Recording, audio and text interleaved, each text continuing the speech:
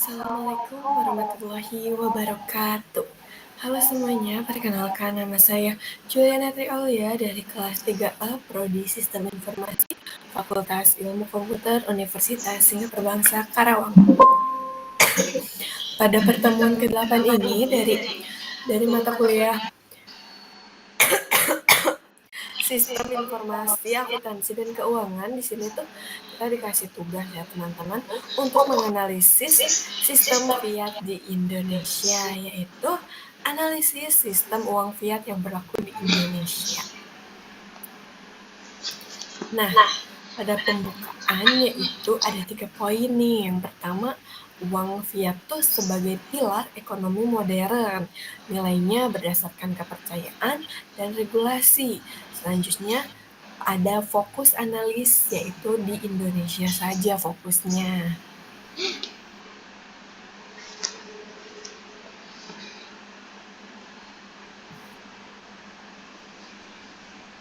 Nah, selanjutnya, uang fiat itu merupakan pilar utama dalam sistem ekonomi di zaman modern. Nilai dari uang fiat tidak bergantung pada cadangan emas atau perak, melainkan pada kepercayaan masyarakat serta regulasi yang ditetapkan oleh pemerintah. Dalam konteks Indonesia, uang fiat yaitu rupiah menjadi instrumen penting dalam menjaga stabilitas ekonomi dan mendukung pembangunan nasional. Nah, selanjutnya kita masuk kepada definisi uang fiat, yaitu yang pertama ada tidak didukung emas atau perak. Jadi uangnya tuh pure uang fiat, nggak ada emas atau perak kayak gitu. Nah, selanjutnya nilai dari kepercayaan dan hukum, contohnya yaitu rupiah.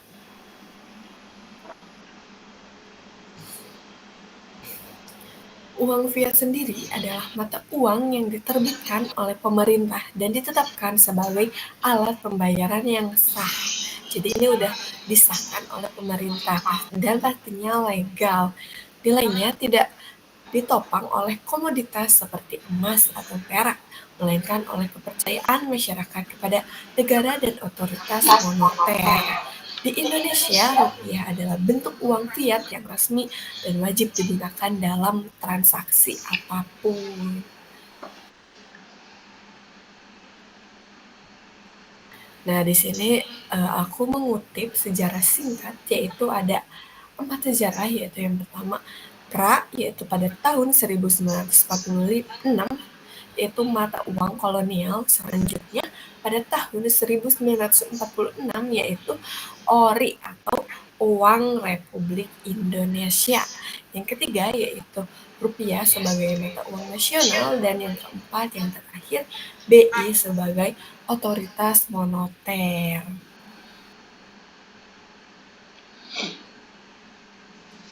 Nah, sejarahnya tuh sebelum kemerdekaan, Indonesia menggunakan mata uang kolonial yang berlaku pada masanya. Pada tahun 1946 di Indonesia mengeluarkan ORI, yaitu Uang Republik Indonesia, yang sebagai simbol kedaulatan ekonomi. Seiring berjalannya waktu, rupiah berkembang menjadi mata uang nasional dengan Bank Indonesia sebagai otoritas yang berperan mengatur dan menjaga stabilitas moneter. Nah, jadi itu kayak pergantian gitu loh teman-teman, yang dulunya ori sekarang jadi rupiah kayak gitu sih, bergantian. Karena setiap setiap zaman tuh uangnya beda-beda kayak gitu. Nah, selanjutnya ada karakteristik uang fiat di Indonesia, yaitu pastinya sudah legal tender, sudah dikontrol Bank Indonesia, sudah memenuhi nilai stabil, dipengaruhi inflasi, dan pastinya tidak bisa ditukar emas. Jadi cocok banget nih buat teman-teman kita ya, yang anak remaja mau invest menggunakan uang, jadi bisa menggunakan fiat ini.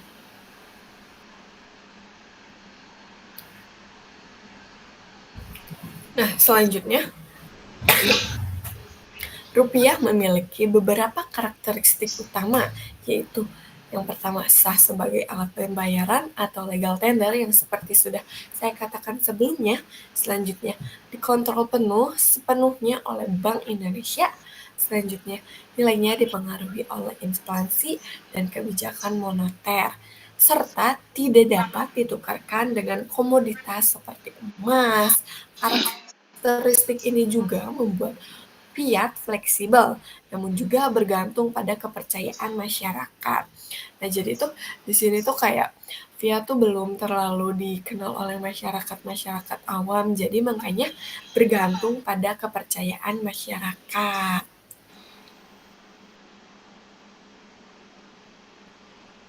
Nah, di sini ada 4 peran uang fiat dalam ekonomi.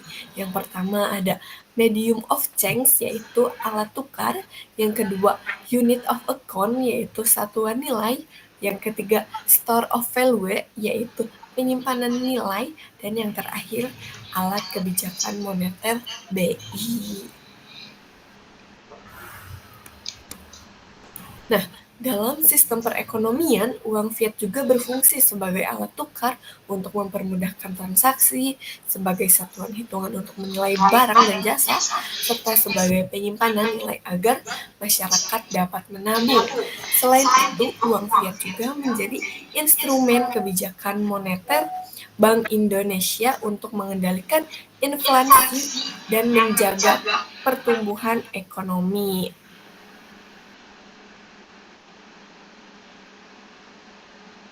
Selanjutnya di sini ada 3 sistem moneter Indonesia, yaitu BI sebagai bank sentral, yang kedua instrumen, yaitu suku bunga, GWM, dan OMO, dan yang terakhir rupiah dan mata uang global. Nah, Bank Indonesia memegang peran utama sebagai bank sentral dengan tugas menjaga stabilitas nilai rupiah. BI sendiri menggunakan sebagai instrumen kebijakan moneter seperti pengaturan suku, bunga acuan, giro wajib minimum atau GWM yang seperti saya sudah sebutkan tadi, serta operasi pasar terbuka. Rupiah juga berinteraksi dengan mata uang global, terutama USD, yang memengaruhi stabilitas kurs.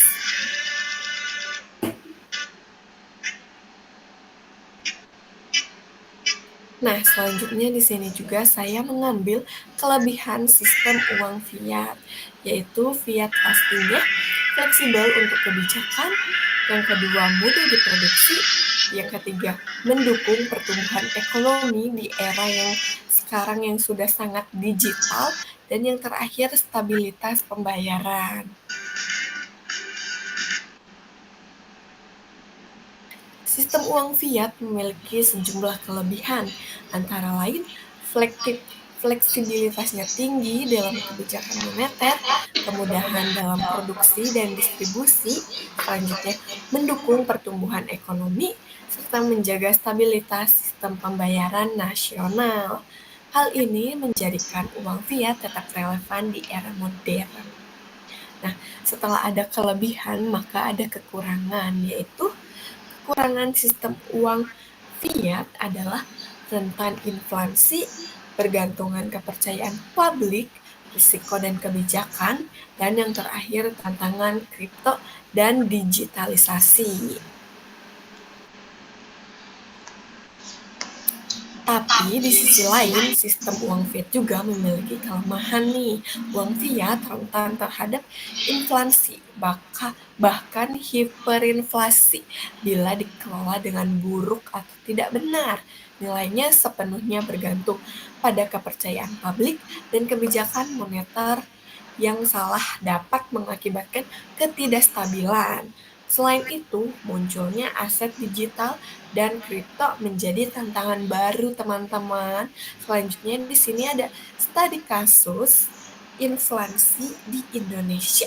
Nah, pada tahun 1998, yaitu kita mengalami krisis moneter. Lalu pada tahun 2022 kita mengalami pandemi dan global shock. Dan yang terakhir, upaya stabilitas BI.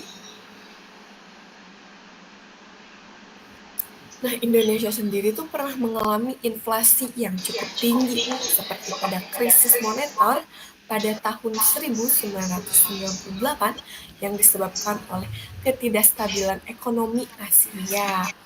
Inflasi juga meningkatkan pada inflasi juga meningkat pada tahun 2022 akibat pandemi dan ketidakpastian global. Dalam kedua kasus yang sudah saya bacakan, Bank Indonesia berusaha menjaga stabilitas melalui pengandalian moneter dan kebijakan fiskal yang terkoordinasi, teman-teman. Nah, sekarang karena kita sudah memasuki era digital, pastinya di sini tuh makin banyak tantangan yang dapat kita hadapi, yaitu tantangan di era digital, yaitu ada cryptocurrency dan stablecoin, yaitu yang kedua cashless security atau KRIS dan e-wallet, yang ketiga keamanan sistem pembayaran, dan yang terakhir literasi keuangan. Di era digital sekarang, uang fiat menghadapi tantangan baru seperti hadirnya cryptocurrency, stablecoin, dan tren masyarakat tanpa uang tunai atau cashless society melalui KRIS, e-wallet, mobile banking, dan masih banyak lagi. Selain itu, keamanan sistem pembayaran digital dan literasi keuangan masyarakat menjadi isu penting yang harus diatasi. Nah, Bank Indonesia tuh menyusun strategi diantaranya yaitu ada digital rupiah atau CBDC, yang kedua menjaga stabilitas moneter, yang ketiga pembayaran inklusif dan efisien, yang keempat kolaborasi fintech dan perbankan. Nah, untuk menjawab tantangan ini, Bank Indonesia tuh nyiapin nih teman-teman strategi seperti perkembangan rupiah digital atau central bank digital currency atau yang disingkat CBDC, sehingga dapat menjaga stabilitas moneter, memperkuat sistem pembayaran yang inklusif, serta mendorong kerjasama dengan perbankan dan perusahaan fintech di luar sana, teman-teman. Nah, pada slide ini saya juga menganalisis di masa depan. Tentunya uang fiat tetap dominan, CBDC transformasi moneter, dan yang terakhir integrasi fiat fisik dan digital. Dalam jangka menengah, uang fiat diperkirakan tetap dominan di Indonesia. Namun, dengan hadirnya CBDC, sistem moneter Indonesia akan mengalami transformasi yang signifikan sehingga integrasi antara uang fiat fisik, digital, dan sistem pembayaran modern akan menciptakan ekosistem keuangan yang lebih adaptif, teman-teman. Nah, ini ada kesimpulan secara ringkas, yaitu fiat adalah tulang punggung ekonomi, sedangkan stabilitas rupiah penting, BI, kunci stabilitas moneter, dan yang terakhir, transformasi digital adalah masa depan.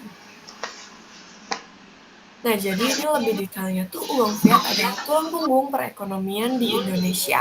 Dan uang fiat itu dapat menjaga stabilitas rupiah menjadi hal yang sangat penting, teman-teman, agar pertumbuhan ekonomi dapat berkelanjutan. Bank Indonesia sendiri memiliki peran vital dalam mengendalikan inflasi dan memastikan sistem moneter tetap stabil di tengah perubahan global. Transformasi digital adalah kunci keberlanjutan uang fiat di masa depan. Nah, demikianlah analisis mengenai sistem uang fiat di Indonesia. Terima kasih atas perhatian dan kesempatannya. Semoga paparan ini bermanfaat dalam memahami peran, tantangan, serta masa depan uang fiat di Indonesia. Mari bersama-sama mendukung penguatan rupiah dan transformasi di era digital di tanah air. Cukup sekian dari saya. Mohon maaf apabila ada salah kata atau kata yang kurang berkenan, saya mohon maaf. Terima kasih. Wassalamualaikum warahmatullahi wabarakatuh.